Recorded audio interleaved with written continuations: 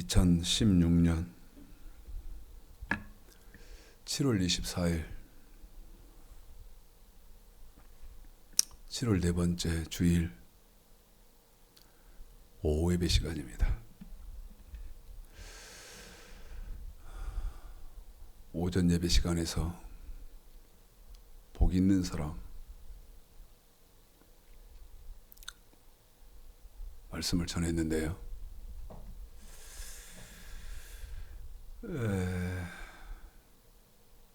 이렇게 말씀이 마무리되면 안 될 것 같아서요. 복 있는 사람 2편을 하겠습니다.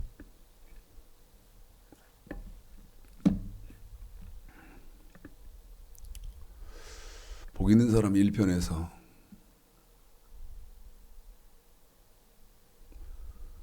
어떤 사람이 여러분 복 있는 사람이었습니까? 하나님의 말씀을 알려고 금을 찾는 것 같이 감추인 보물을 찾는 것 같이 하는 그 사람이 복이 있는 사람이라고 그랬습니다.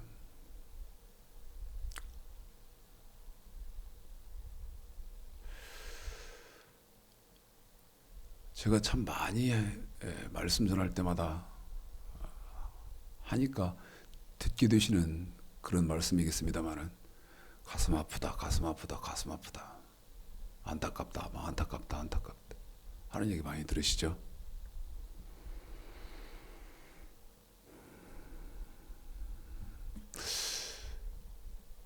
금을 찾는 것 같이 감추인 보물을 찾는 것 같이 하면 하나님의 말씀을 솔로몬처럼 하는 그런 주의 종을 쉽게 만날 수 있는 시대인가요? 지금 시대가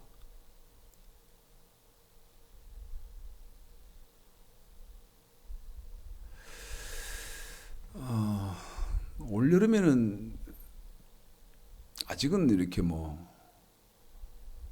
장마가 막 길게 되고 그런 적이 없는 것 같아요. 올여름에는.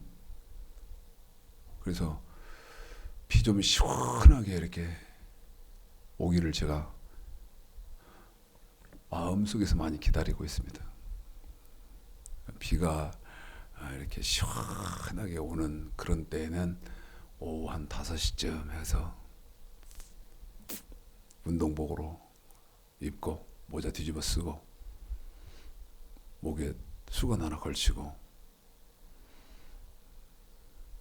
막 쭉쭉 내리는 비 맞아가면서 좀 걸어보고 싶다. 조금 이렇게 그래보고 싶은데요. 올해는 지금 그런 비가 없는데 홍수가 났다. 물이 막 비가 막 장마가 져서 몇 날 며칠을 막 그치지 않고 비가 와서 홍수가 났대. 그러면 사방은 물천지죠. 무슨 얘기냐면 여러분 교회 천지입니다. 우리 솔직히 말씀드릴까요? 솔직히 말씀하자는 교회 천지예요.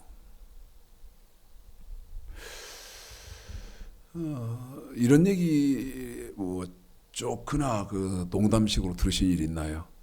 해외에 나갔다가 한국에 이렇게 딱 들어와서 인천공항 아니면 김포 이런 데 비행기가 이렇게 이제 착륙을 하려고 하면 서울항공에 특이점이 있다.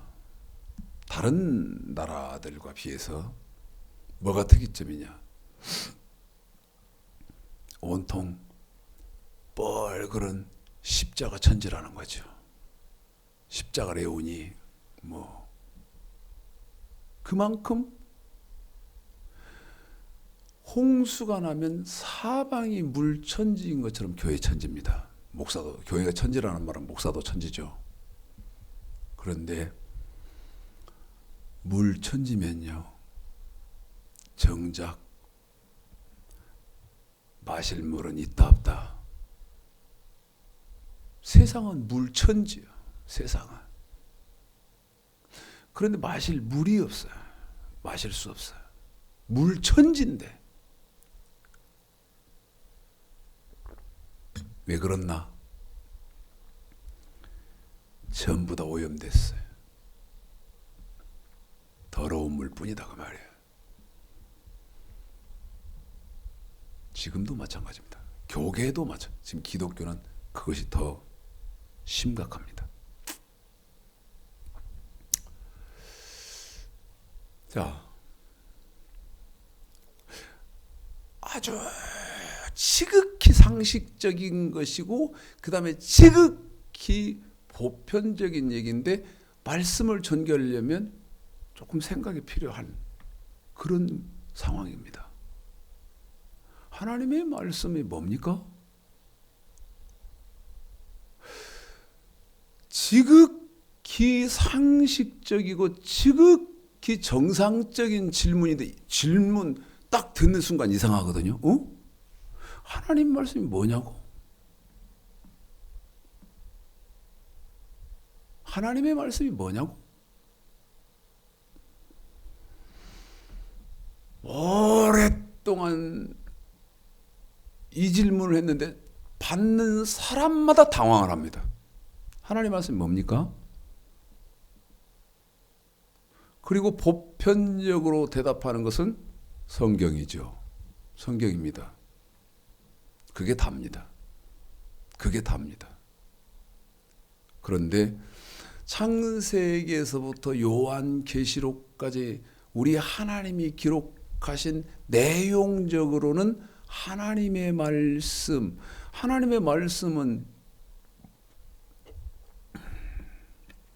신명기 27장 10절, 28장 15절, 30장 9절에 보면 명령과 규례거든요.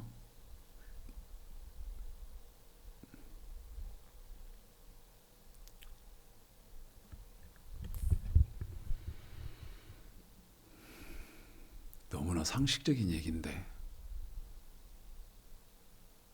너무나 상식적인 얘기인데요.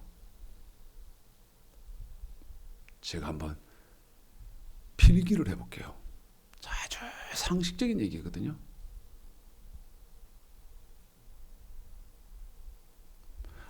아주 보편적인 얘기고요. 그런데 제가 한번 필기를 해볼게요.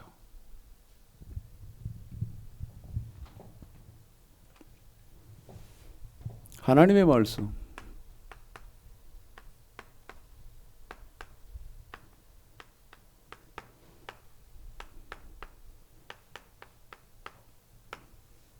계시록 1장 2절 9절 20장 4절.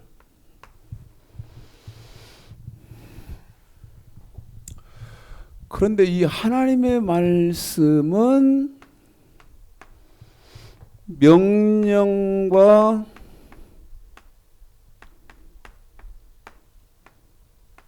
규례다.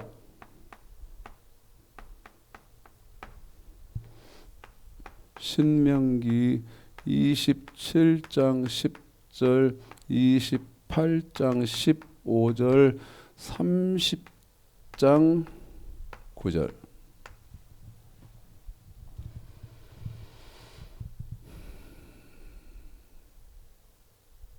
극히 상식적인 얘기인데 제가 필기를 해볼게요. 그랬죠. 이 하나님의 말씀 명령과 규례. 여러분, 명령은 하나님의 백성들이 몸으로 지켜야 하는 법이고 규례는 돈으로 지켜야 하는 법입니다. 그런데 이 명령과 규례를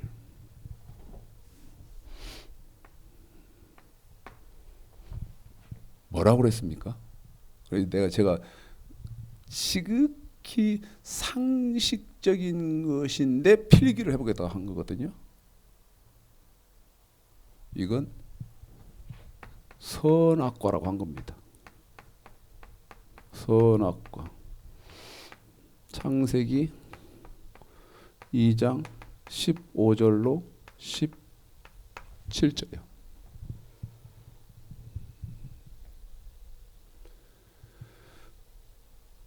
그런데 성경의 전개가요. 여기 하나님의 말씀 명령과 규례 이것이 선악과잖아요. 근데 선악과는 명령과 규례 아닙니까?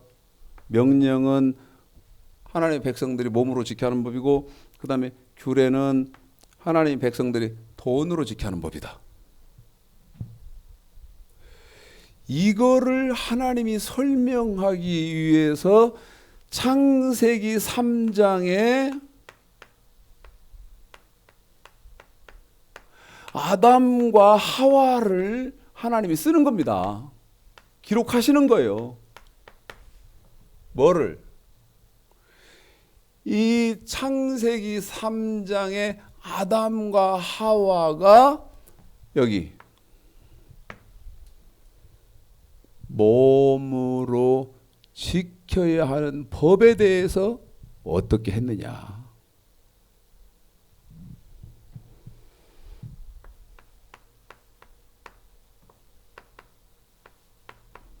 아담과 하와가 몸으로 지켜야 하는 법에 대해서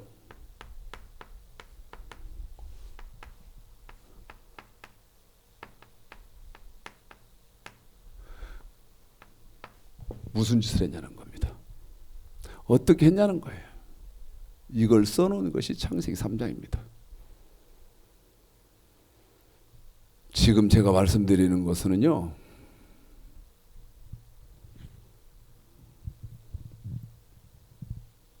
정말 극히 아무것도 아닌 거거든요. 기초입니다, 기초.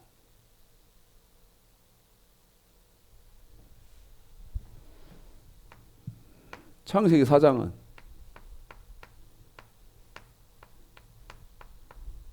가인과 아벨,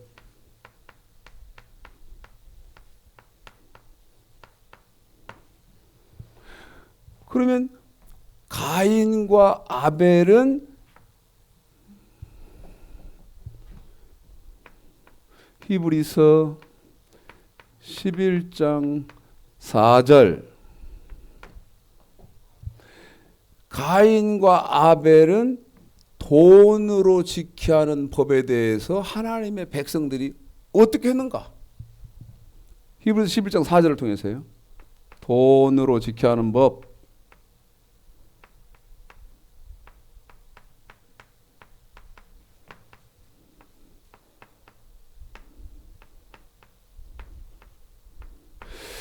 이거에 대해서 이제 가인은 어떻게 했고 아벨은 어떻게 했느냐.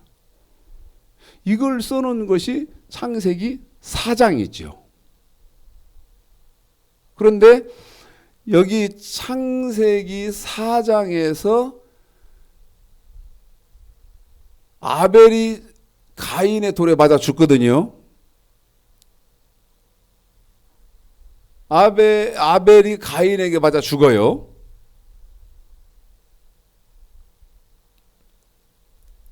그러면요,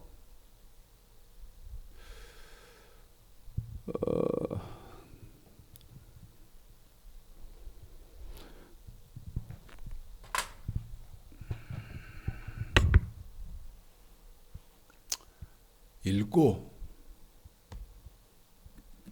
여러분에게 설명을 해드려야 창세기 4장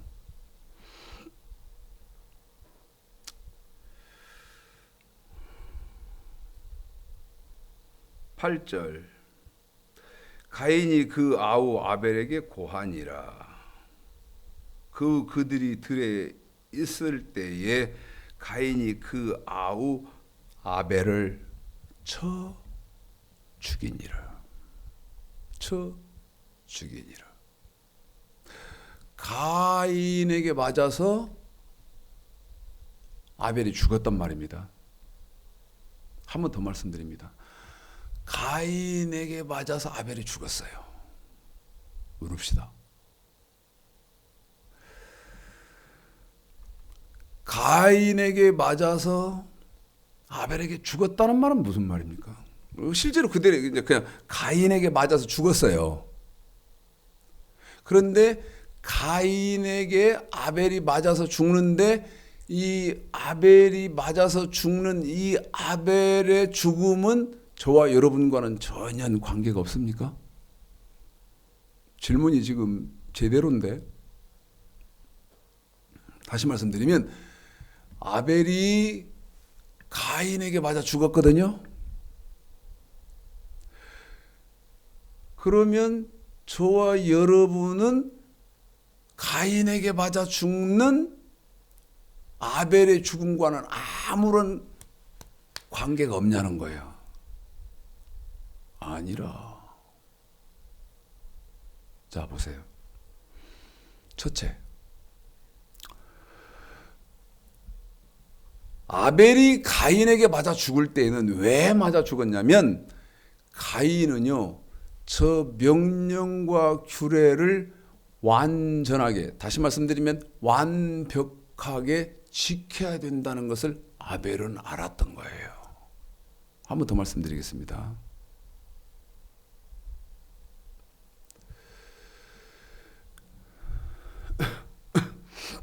아벨이 돌에 맞아 죽을 때, 자기 형에게 맞아 죽을 때, 아벨의 믿음은 어떤 믿음이었고 가인의 믿음은 어떤 믿음이었냐면, 아벨은 하나님의 말씀, 명령과 규례를 완전하게 지켜야 천국을 간다고 알고 믿는 믿음이고, 가인은 완전은 그럼 어떻게 된 거예요? 그냥 주여 주여 하면 천국 간다고 믿은 믿음입니다. 그래서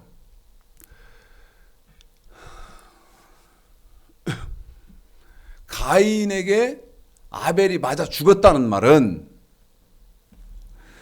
저와 여러분이 알아야 될 것이 있는데, 이제 그게 어떤 거냐면,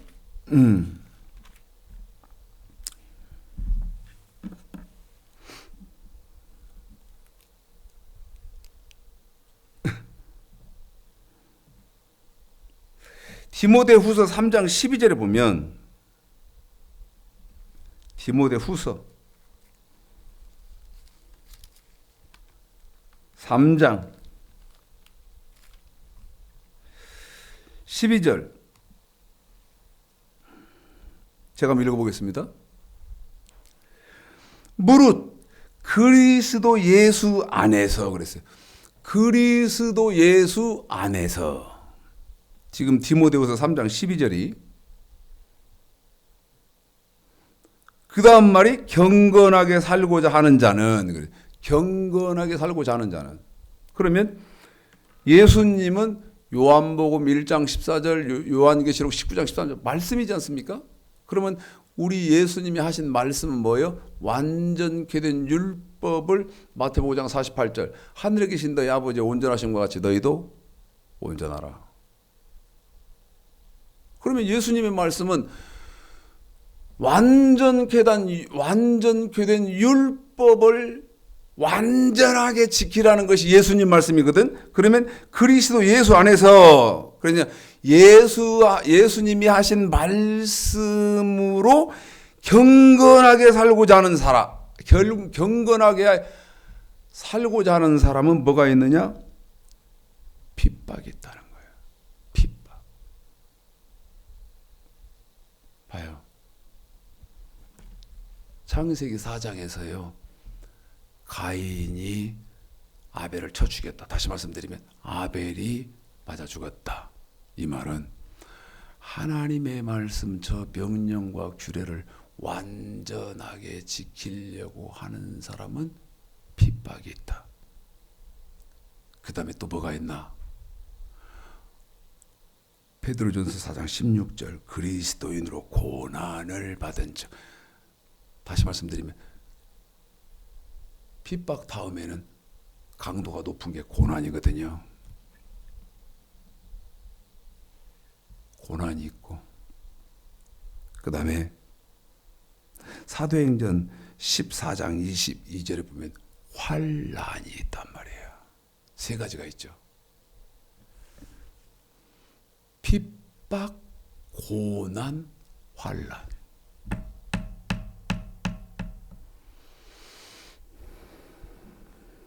핍박, 고난, 환난. 그런데 마태복음 7장에 보면요, 참 이 마태복음 7장은 저는 뭐 그냥 하나님이 부시는 나팔의 역할밖에 안 하니까 저 같은 것이 무슨 이의가, 제기할 이의가 있겠습니까만,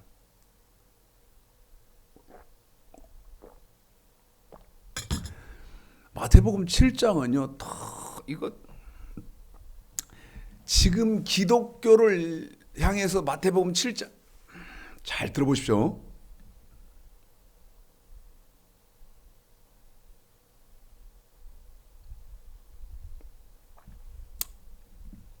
에이, 참.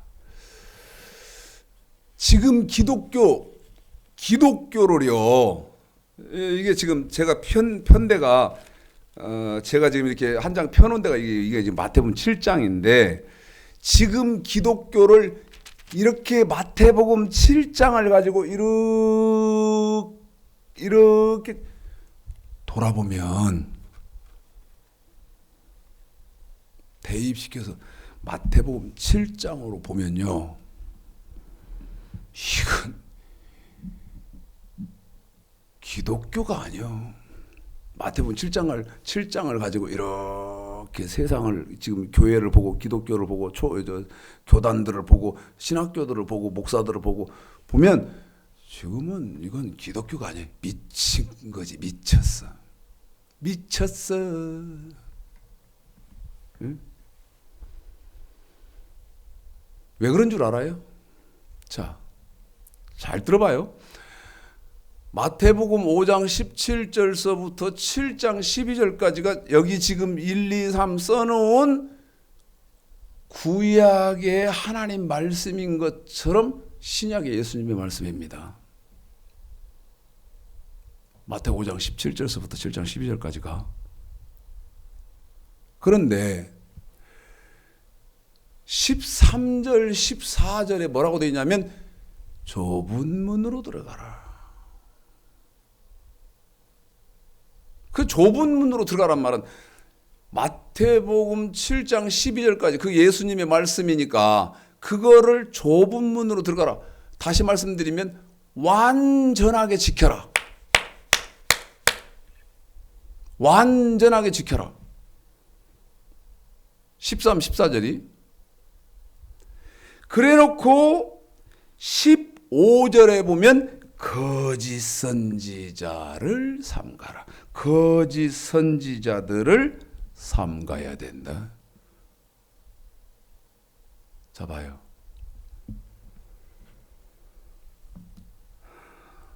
어떻게 되는 겁니까?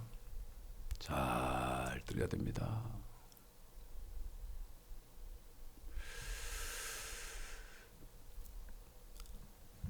결론적으로 오늘 지금 이제 복 있는 사람, 이거 복 있는 사람도 이거 몇 편까지 해야 된대. 제가 막 걱정이 됩니다. 왜 내 설교는 1편, 2편, 3편, 4편 이게 지긋지긋하게 이렇게 해야 되냐 나는. 응? 막 저도 짜증이 나요. 실증이 날라 그래. 하는 저도. 그냥 한 편 스마트하게 하고 그냥 심플하게 하고 끝나고 뭐 끝나버리고 또 다른 설교 하지. 1편 갔다가 또 2편 했다가 3편 하고 4편 하고 막 이러면 듣는 분들이 어떻게 생각할까? 근데 지금 복 있는 사람은 2편이거든요. 결론을 말씀드리면 복 있는 사람은 첫 번째 1편에서 하나님의 말씀을 막 돈을 벌려고 하는 것 같이, 감추인 보물을 막 찾으려고 하는 것 같이 어떤 희생을 치르려고 해도 막 하나님의 말씀을 찾고 찾는 사람이 복이 있는 사람이다. 두 번째는 지금 복 있는 사람 2번째 하는 거죠. 시편 1편 복 있는 사람은 여호와의 율법을 즐거워해서 그 율법을 주야로 묵상하는 사람이다. 복 있는 사람 두 번째가 묵상한다는 말이 무슨 말인지 아세요? 상고한다는 말입니다. 이것이 그러한가? 이 말씀이 그러한가 맞는가? 상고한 무슨 지명도 있고 그다음에 교회 크고 그런 사람이 말하면 그냥 아무 상고도 없이 그냥 다 믿어버립니까? 상고할 능력 자체가 없으니까 상고할 길 자체가 없으니까 지금 저분 말이 맞는지 거짓말인지를 상고할 능력 자체가 없어요. 그런데 상고하라고 제가 말을 하면 이건 미친 사람. 자, 사도행전 17장을 잠깐 보고 가겠습니다. 사도행전 17장 10절부터입니다. 밤에 형제들이 곧 바울과 실라를 베레아로 보내니 저희가 이르러 유대인의 회당에 들어가니라.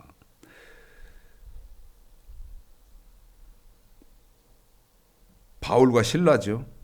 11절 베레아 사람은 데살로니가에 있는 사람보다 더 신사적이어서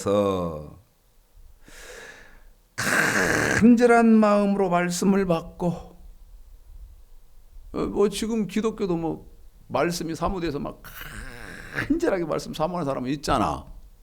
예? 그런데 여기 보니까 베레아 사람들이 바울이 전하는데도 불구하고 간절한 마음으로 말씀을 첫 번째는 받아요. 그래 놓고 뭐라고 말하니 이것이 그러한가 하여 날마다 성경을 상고하더라. 지금 이것이 그러한가 이 말은 바울이 지금 전하고 있는 말씀이 성경 맞는가 하고 상고했다는 거 아닙니까?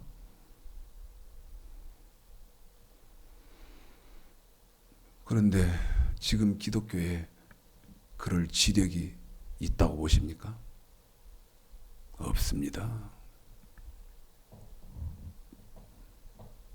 제가 가슴 터져 하는 것은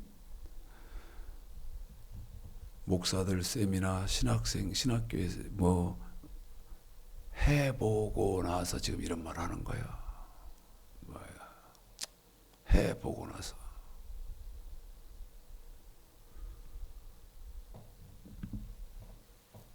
마태복음 얘기 계속하겠습니다. 마태복음 얘기 계속해요. 마태복음 7장 15절에 거짓 선지자는 어떤 게 거짓 선지자냐? 여기 구약의 명령과 규례, 예? 여기 구약의 명령과 규례 아닙니까? 저기 구약의 명령과 규례에다가 구약은 명령과 규례니까 하나 알아놓읍시다.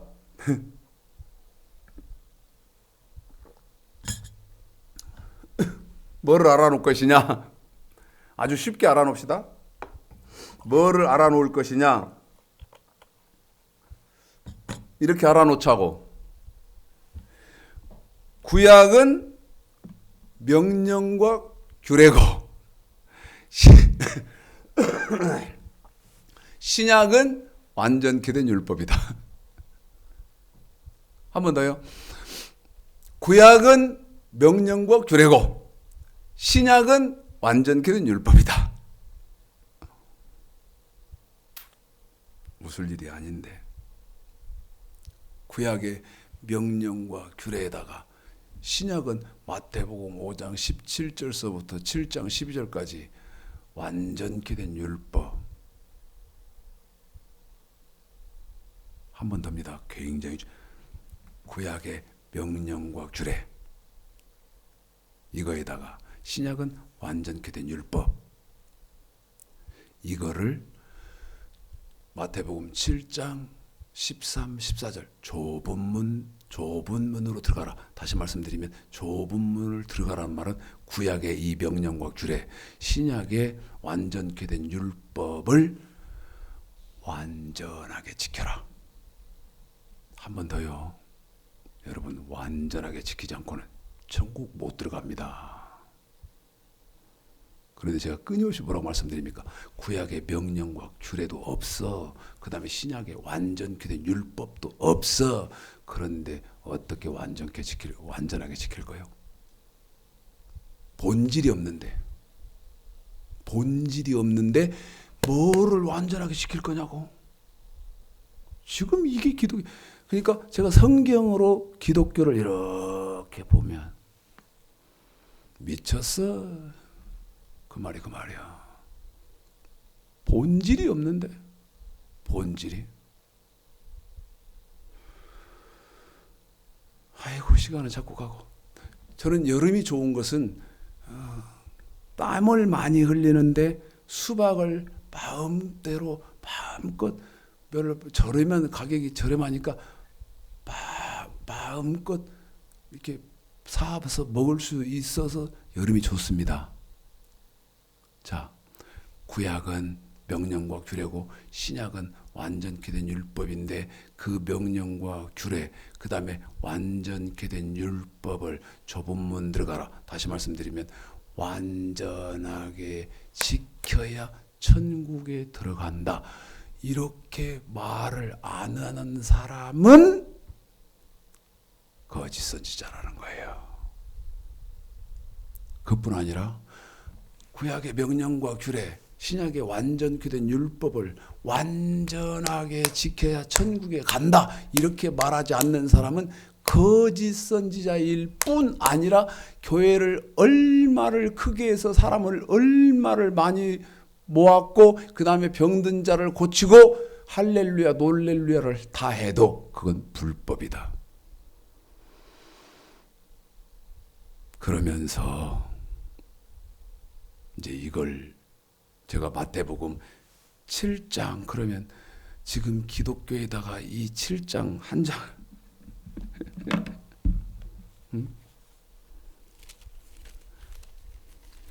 잊지 마십시오. 마태복음 이게 얇은 종이다고 그럴 때 마태복음 이 밖으로 다 밖에 다 보이는 종이에요. 그러면 마태복음 7장으로 이렇게 기독교를 보면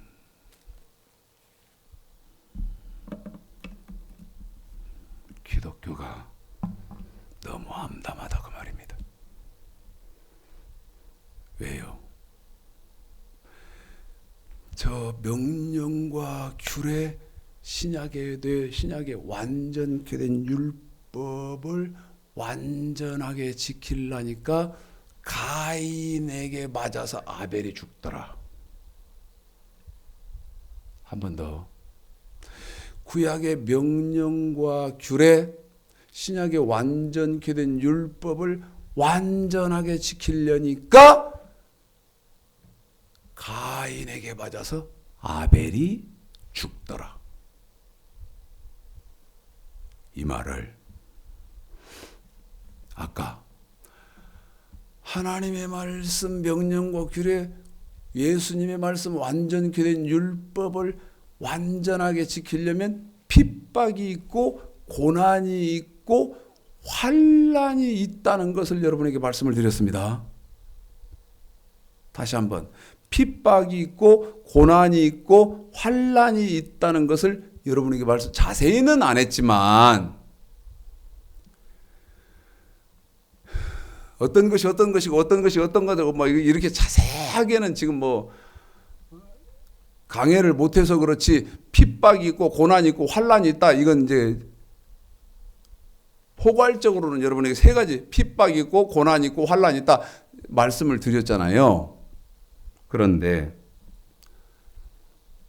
마태복음 7장 24절 마태복음 7장 24절입니다. 그러니까 마태복음 7장이가 참 엄청납니다.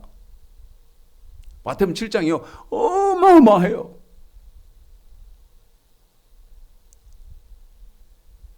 (24절) 그러므로 누구든지 나의 이 말을 듣고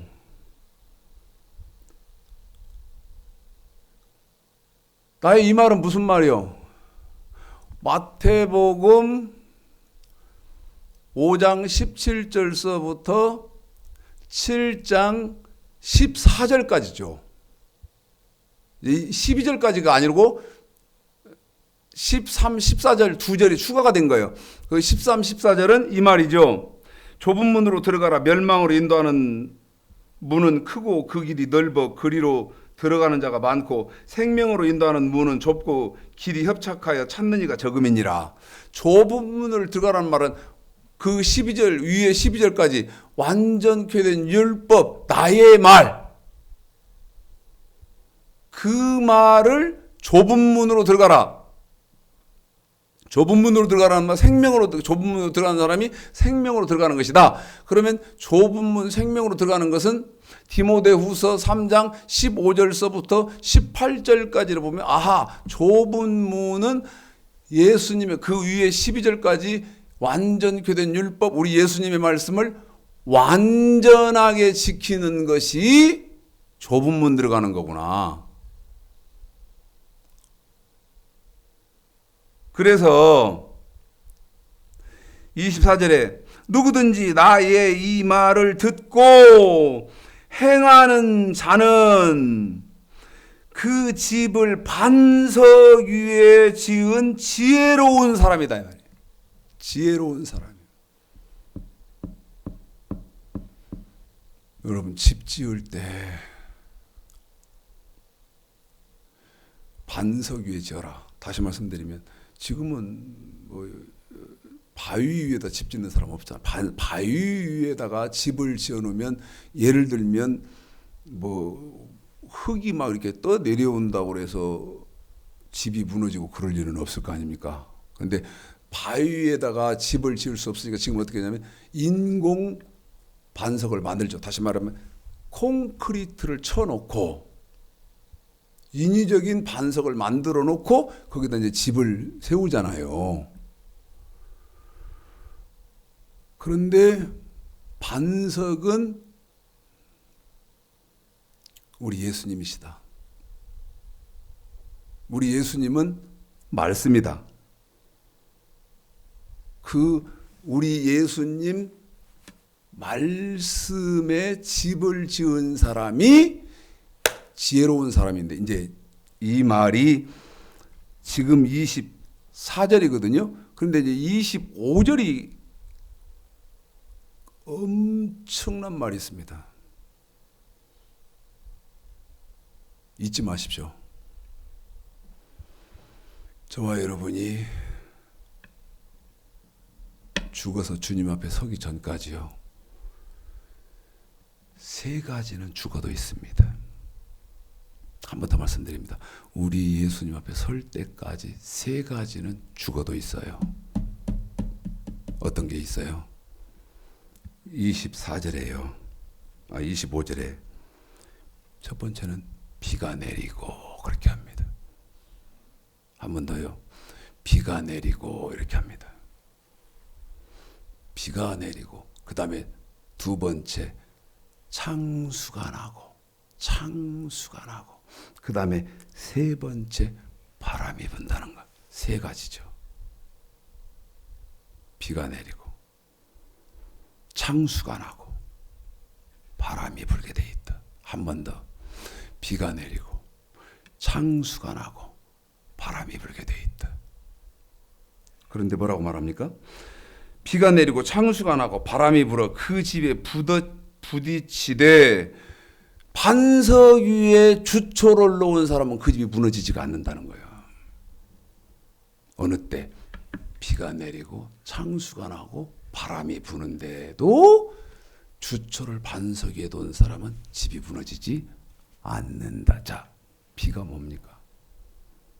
비가 핍박입니다. 핍박. 핍박이 와도 하나님의 말씀, 하나님 반석 위에 놓은 사람, 반석은 곧 그리스도시니 고린도전서 10장에 보면 주초를 반석에 놓으라고 그랬죠.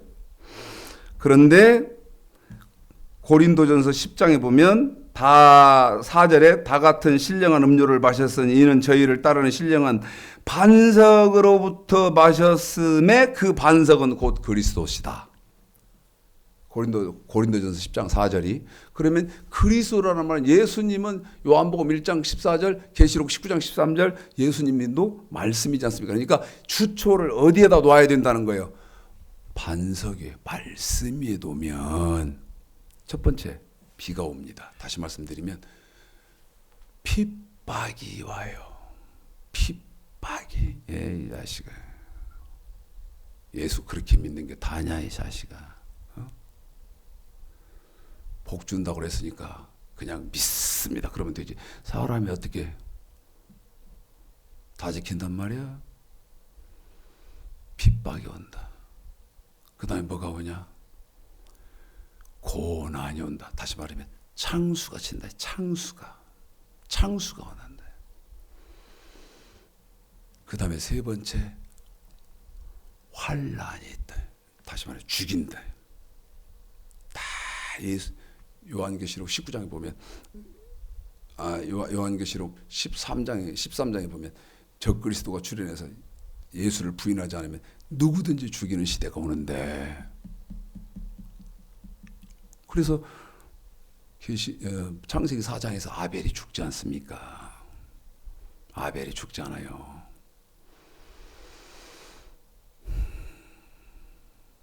물어볼게요. 핍박, 고난. 지금은 마지막 건 여러분한테 말도 안 했어요. 마지막 건 뭔데? 환난이거든. 핍박, 고난만 와도 이길 수 있는 사람이요? 아니면 이길 수 있는 믿음이 있어 없어? 개뿔 뭐 있어? 말씀을 모르는데.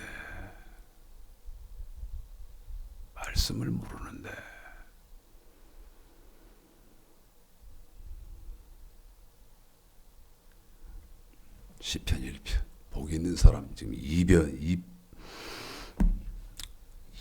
두 번째 시간이죠.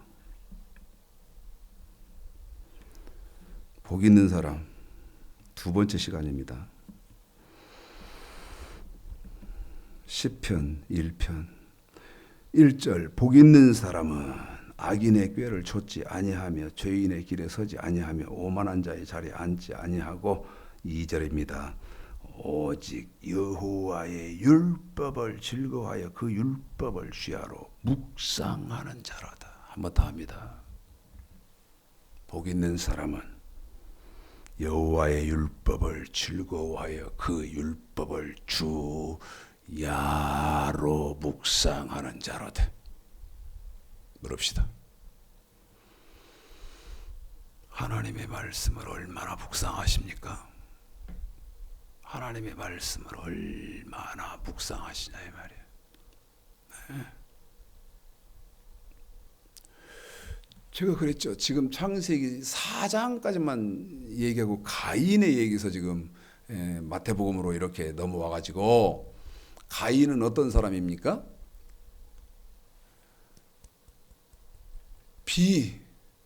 그 다음에 비가 오고 창수가 오고 창수가 치고 그 다음에 바람이 불 때 주초를 반석 위에 놓아서 승리한 사람이 누구냐?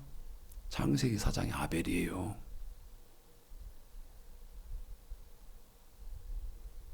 죽으니까 가인은 살아있으니까 가인이 승리하고 아벨은 패자요? 어림도 소리 봐라. 히브리서 11장에 히브리서 11장은 천국장인데 아담의 이름도 없고 가인의 이름도 없어요. 히브리서 11장이에요. 그리고 누구부터 시작을 하냐면 지금 거론하고 있는 아벨, 다시 말씀드리면 믿음의 승리자인 아벨부터 기록되어 있다고 말입니다.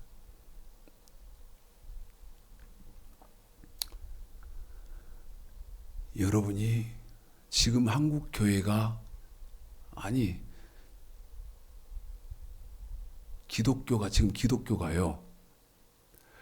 복이 있어서 주야로 묵상할 율법이 있습니까? 율법 가증한 것으로 여기고 다 여기서 버려버린 지 오래됐잖아요. 율법이 뭔지도 모르니까. 내 말이 맞을 건데. 그래서 율법 얘기하면 이상한 놈 취급하잖아 지금. 이게 무슨 지금 시대가 어느 시대인데 율법 갖고 까부나 보통 그런 정도 아닙니까? 율법이 뭔지도 모르니까. 그래서 율법 가르치는 교회가 없고 율법 가르치는 신학교도 없어요. 율법 가르치는 목사도 없어요. 한번 유튜브에서 목사님들 설교 다 봐요. 제 말이 거짓말인가? 없다니까. 그런데 주야로 묵상할 지식이 있어요? 단편적인 건 가능하겠지. 에? 단편적인 것은 가능할 거예요. 물론 단어를 잘못 이해하고 잘못 남발하는 것처럼 잘못된 것을 또 지금 붙잡고 빨고 주물르고 하고 있는 형편이기는 하나 단편적으로는 그렇게 합니다. 근데 예를 들면 자 보세요.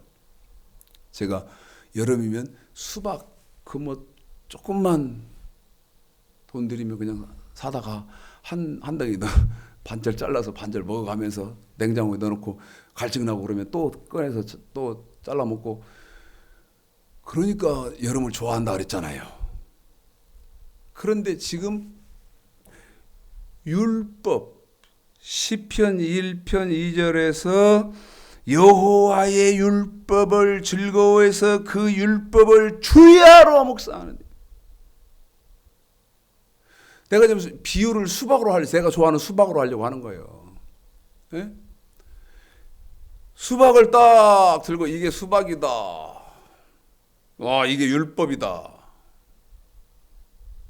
최창식 목사도 마트에 가서 수박 한 덩이 사와서 수박 하나 샀다. 둘 다 이제 A라는 사람도 수박을 사고 저도 이제 수박을 사고 반절. 근데 이 A라는 사람은 수박이다. 하나님의 말씀의 내용을 어느 정도로만 아느냐면 수박은 둥글다. 그 다음에 초록색이고 줄이 이렇게 가 있다. 그게 수박 정의의 다다 그 말입니다. 그 이상은 모른다 그 말이에요. 근데 자기가 지금 모르고 있는지를 모르지. 그런데 우리는 율법이 뭐고 그 다음에 예수님 말씀이 뭐고 내가 주야로 묵상하는 이 하나님의 말씀이 뭔지를 안단 말이에요. 그러니까 수박을 둘이 똑같이 같은 마트에서 사기는 샀는데 저는 그걸 반절 뚝 잘라서 반절은 이 반절을 먹고 나서 먹어야 되니까 랩 씌워서 시원하게 보관하고, 그 다음에 나머지 반절은 그놈 잘라가지고 먹으니까 단물이 막 팍팍 나오고, 그 다음에 씨는 뱉어가면서 먹고. 근데 율법이 뭔지를 모르는 사람, 수박이다, 율법이다, 하나님입니다 하는데 이걸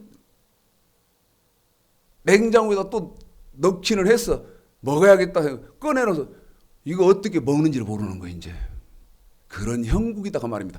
그런 형국이 이걸 어떻게 먹어요? 이게 먹는 것인지 모르는 거예요. 그러면서 수박이다, 똑같이 수박이다고 말을 하는 거죠. 그런데 여호와의 율법을 주야로 묵상한다. 갈증 나는 사람은 수박 사다 놨으니까, 그리고 잘라 놨으니까 가서 꺼내 먹고 시원하다 하는데, 지금 율법이 뭔지 모르는 기독교는 너네 꺼냈다가 뒀다, 꺼냈다 놨다, 꺼냈다는데. 제 비유가 적절할 겁니다. 제 비유가 적절할 거든 말이에요.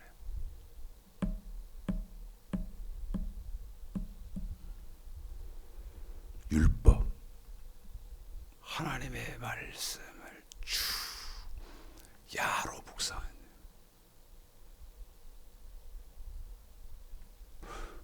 묵상하십니까? 사실적으로 말해야 됩니다. 묵상하세요. 제가 아까 말씀드렸죠. 참 안타깝게 생각합니다. 지금 창세기 4장밖에 못했는데 사실은 창세기 7장까지 성경 1차적으로 하나님이 설명 끝내는 건 다 말을 했어야 되거든요.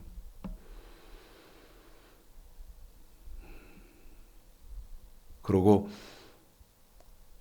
2차적인 이제 이어서 알아야 될 것. 그러면 창세기 5장에 에녹이 나오는데, 창세기 5장의 에녹은 하나님이 왜 에녹 유달리 그 많은 사람 중에 에녹을 하나님이 창세기 5장에다가 중심적으로 기록해놨을까? 4장에서 죽은, 자기 형에게 맞아 죽은 아벨 때문에 그렇습니다. 그럼 어떻게 한 거예요? 아벨이 지금 죽었는데 영혼으로는 어떻게 되어 있는가를 설명하기 위해서 살려서 하늘로 데려올려간 아벨을 창세기 5장에서는 등장을 시키는 거예요. 그러면 무슨 말입니까? 창세기 4장에 가인에게 맞아 죽은 아벨은 창세기 5장에 에녹을 살려서 데려 올라간 것처럼 지금 하나님 나라에 에녹은 살아있다. 다시 말하면 생명의 부활을 했다. 다시 말씀드리면 천국을 들어갔다. 그런데 이제 답이 이렇죠. 야, 너 아벨처럼 천국에 들어가고 싶니? 네. 그러려면 노아와 그 일가족처럼 방주를 지어야 된단다. 다시 말씀드리면 아벨처럼 천국에 들어가는 생명의 부활을 하려면 명령과 규례를 완전하게 지켜야, 다시 말씀드리면 방주를 지어야, 방주 짓는다는 것은 완전하게 지킨다는 말이니까 명령과 규례를 완전하게 지켜야 된단다. 그래서 구약은 명령과 규례고 신약은 뭐라고 말했습니까?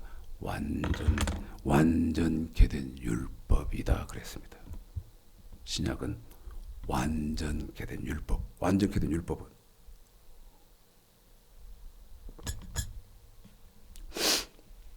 마태복음 5장 17절서부터 7장 12절까지인데, 그 마태복음 5장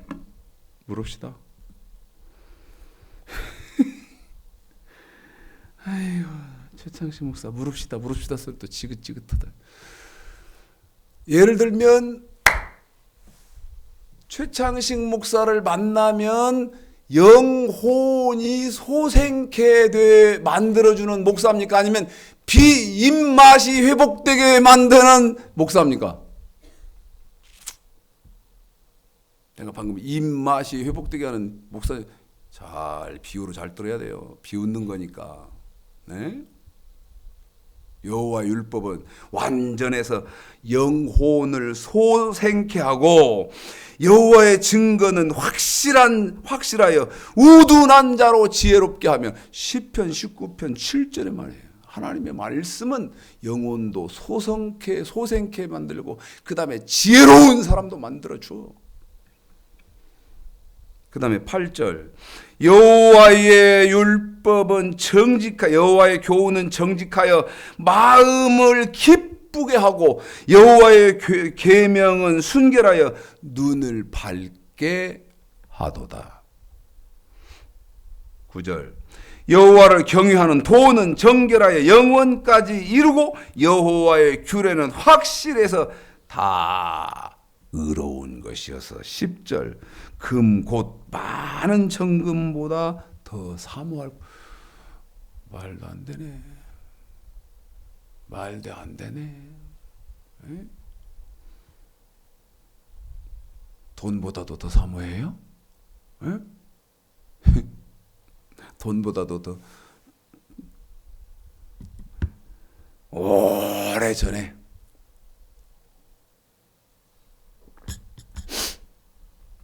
영국의 윈스턴 처칠이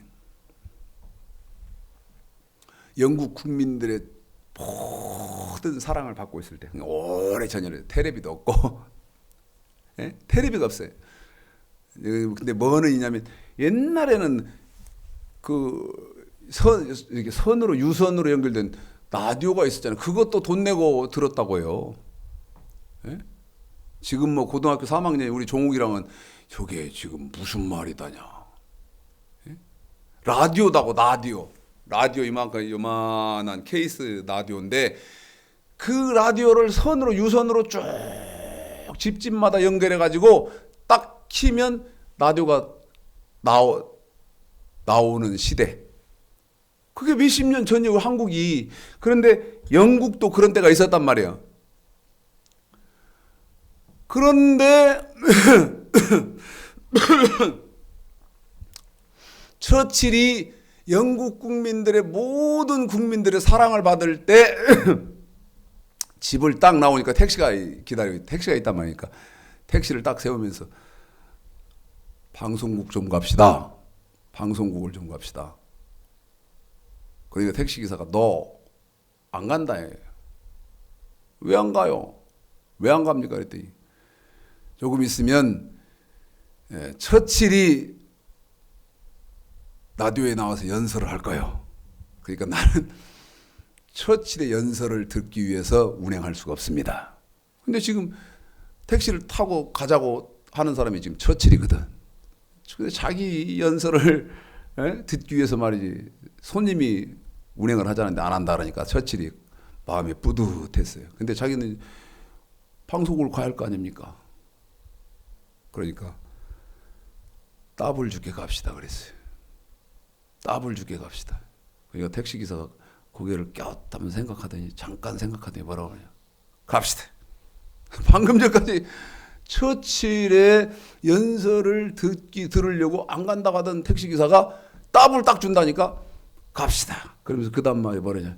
처칠이고 지랄이고 돈 벌어야죠. 갑시다.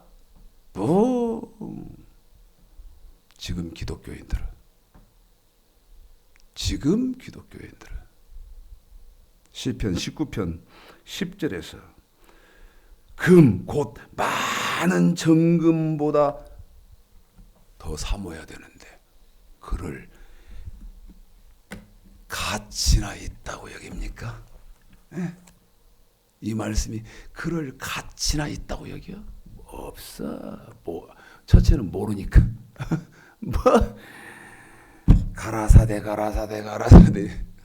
뭔 놈의 가라사대만 이렇게 있다냐. 에라이 모르겠다 때려치죠.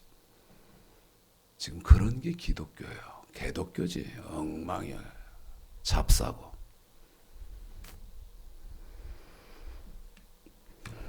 첫 번째는 말씀을 찾고 찾는 복 있는 사람 되시고, 두 번째는 말씀을 쭉 야로 분명한 말씀을 묵상하시는 복 있는 분들들 다 되시기를 주님의 이름으로 축복합니다.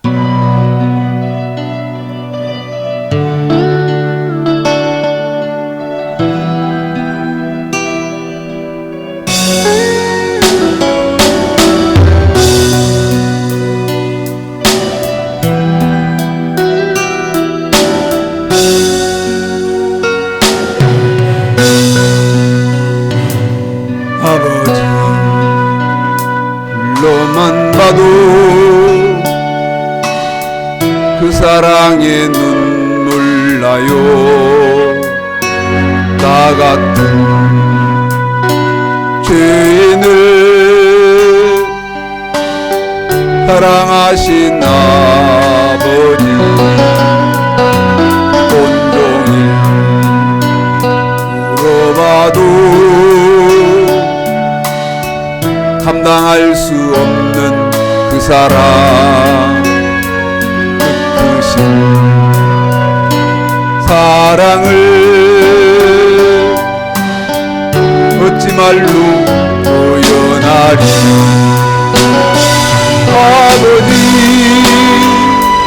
아버지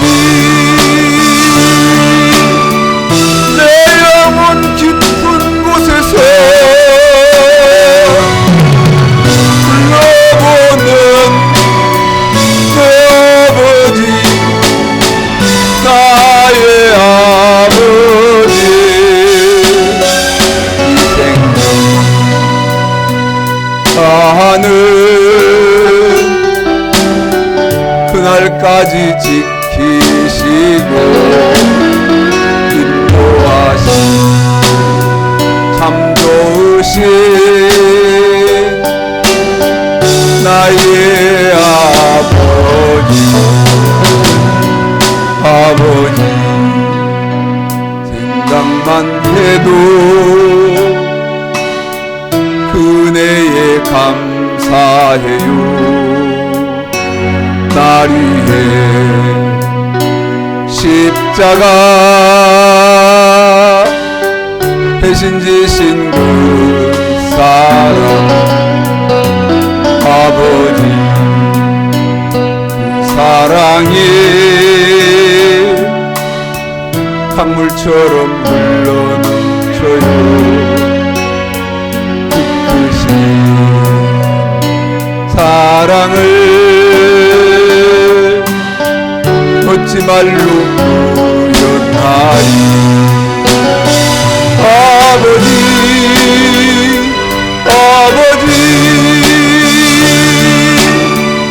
간절히 두 손을 잡고 불러보는 내 아버지, 나의 아버지,